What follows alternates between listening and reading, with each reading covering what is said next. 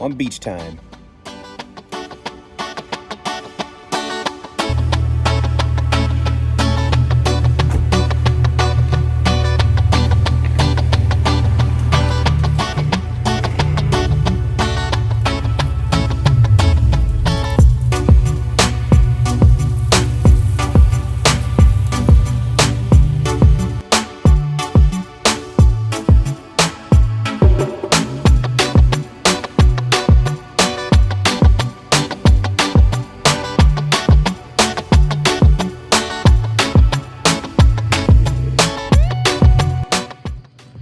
So we made it down here to the coast.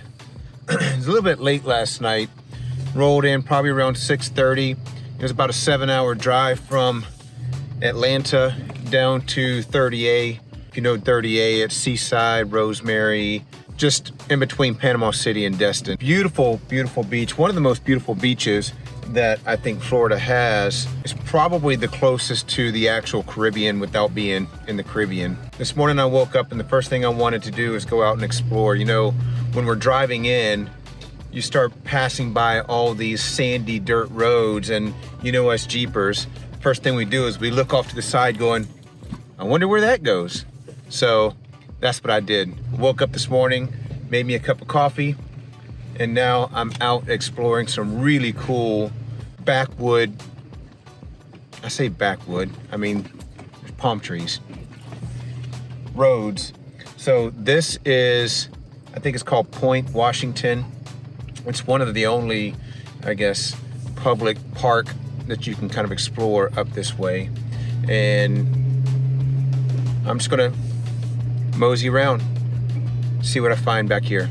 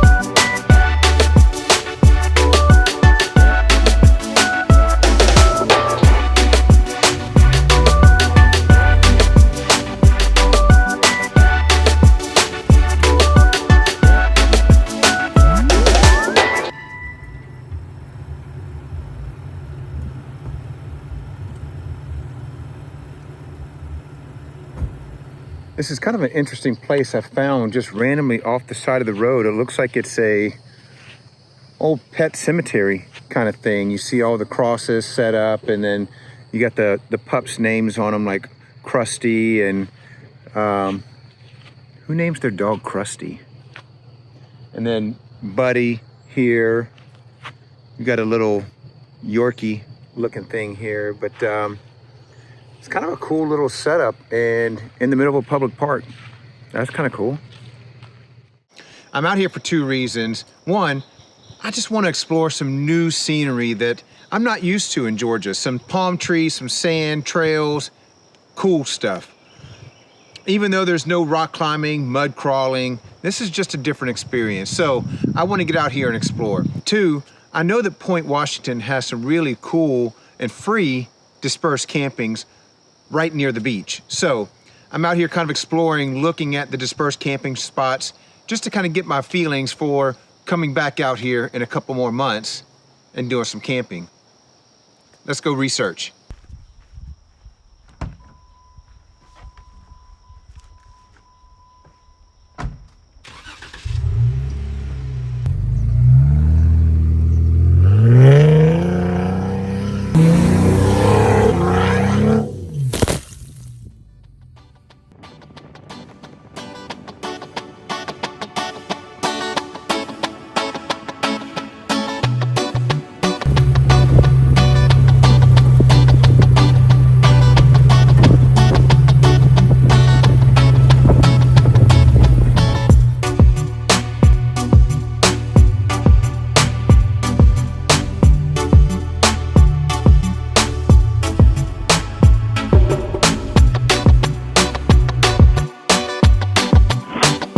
Seems I have run into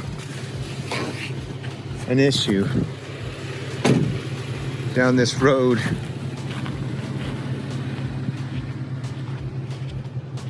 There is a water crossing. I've already stuck a stick in it, and it's really soft in the bottom. So it doesn't look like a lot of water, but if you look, there is nobody and nobody. So if I get stuck, I'm screwed. We're gonna have to turn around.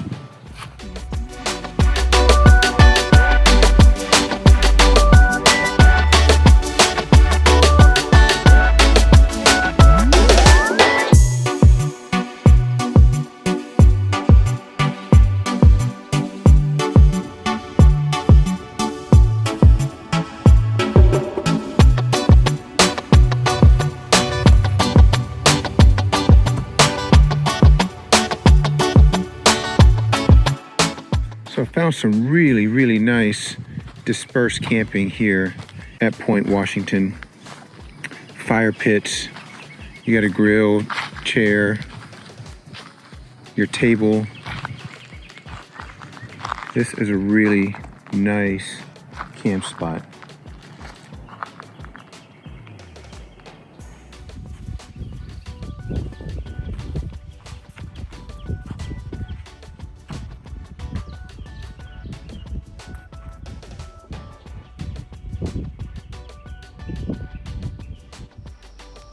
So originally I was going to come out here and I was going to link up with some really cool local Jeep clubs, the Panhandle Jeep Club here in Fort Walton. When I got out here and I started driving around this back roads, I dropped it down to 4-wheel drive just to kind of get through some of the sand, and I heard some really, really loud distracting noise coming from my front drive shaft.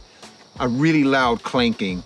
I got to stay out of 4-wheel drive until I can figure out what's going on with the front end. I think I'm going to need a new drive shaft, but we'll tell when we get home.